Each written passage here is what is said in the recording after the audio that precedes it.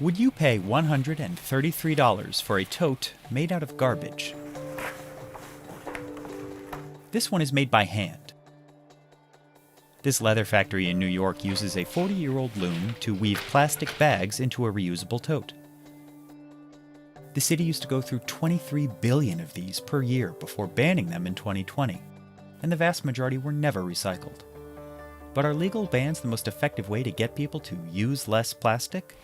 And can inventions like this help reduce worldwide waste? Owner Pierre DeBog has been running Park Avenue International since 1982. And he was skeptical when his son, Alex DeBog, came up with the idea for the totes.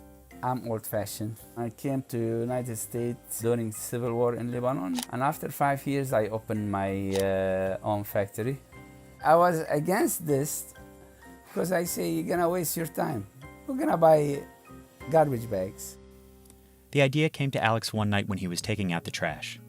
I realized if this is one family's garbage on a single week, what are the other 8.5 million people in New York City doing? The construction and the design of the plastic woven was pretty much inspired by this.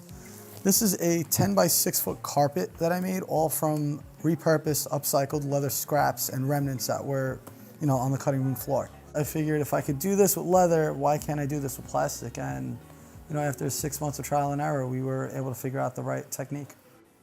Alex and his team start by separating plastic bags by size. The shop already had all the right equipment. So these are the same machines that we use for pretty much any leather good construction. They fuse the bags together using a heat sealer and cut them into long strips. They spool the strips into something like yarn, which is then woven together using a hand loom.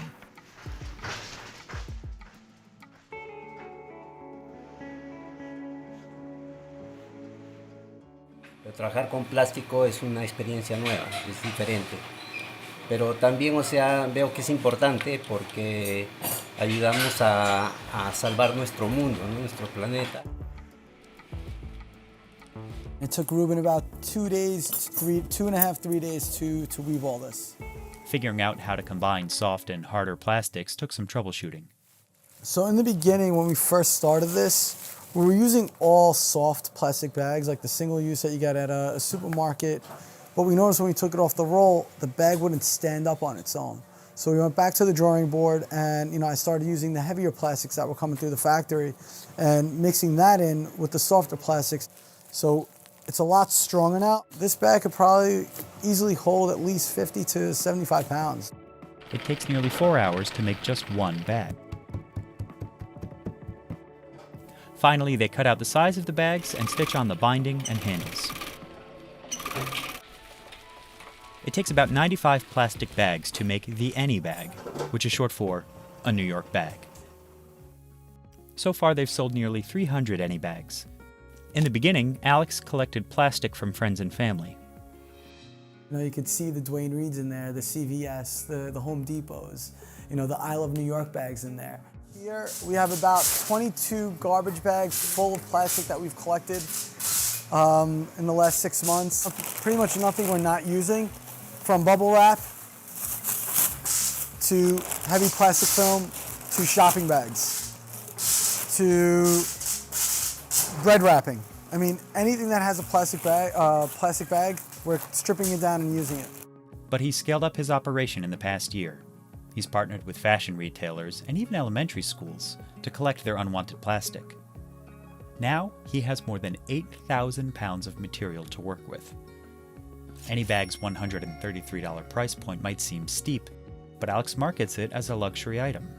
The cost of the ANYBag really reflects the process of the making of it.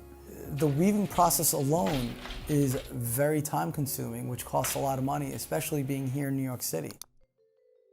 The common grocery bag is made of polyethylene plastic. It was first patented in 1965, and by the mid-'80s it had gained real traction over the paper bag in American supermarkets. In many ways, it's a brilliant invention. It's thin, stretchy, strong, and cheap to make. Today, we go through 1 trillion bags worldwide every year, most of which are made with fossil fuels. One study found that the average bag is used for 12 minutes and then thrown out. Less than 10% of them are ever recycled. and they're one of the most commonly littered items on the planet. They're light and easily shredded, which means they can wreak havoc on animals and ecosystems alike. The world's most populous countries are starting to ban many kinds of single-use plastics. China's already banned plastic bags and straws in some places this year, and a nationwide ban will take effect by 2025. India has a similar law that goes into effect in 2022. In the US, 8 states have passed some form of bag ban. New York's went into effect in October of 2020. It had been delayed for 7 months following a lawsuit and the pandemic. But they're still everywhere. The law prevents large chains from offering plastic bags, but there are exemptions for things like takeout food, prescription drugs, newspapers, and garment bags. And enforcement is rare. The state has only fined 14 businesses a total of $27,250 for violating the ban. So do these laws actually reduce waste? Kenya enacted one of the strictest bans in 2017, with harsh penalties for any violations. The Kenyan government says 80% of people now comply with the law, and the country has begun to issue bans on other single-use plastic items. California was the first U.S. state to enforce a plastic bag ban in 2016. A study published 3 years later found thin plastic bag use was down by more than 70%, but that people spent more on paper and sturdier plastic bags. Taxing consumers who choose plastic bags is a more effective way to limit their use, according to some experts. There's always tote bags, which certainly last longer, but as Alex notes, they come with costs of their own. You have to remember that, in order to create an alternative, they need to manufacture something new. So with that manufacturing comes CO2 emissions and carbon footprints. So the best solution out there is really to upcycle. And when I say upcycle, it's taking what's already out there, what's existing, giving it a second life, giving it a second use, or get creative, which is what I'm doing with the ANYBag.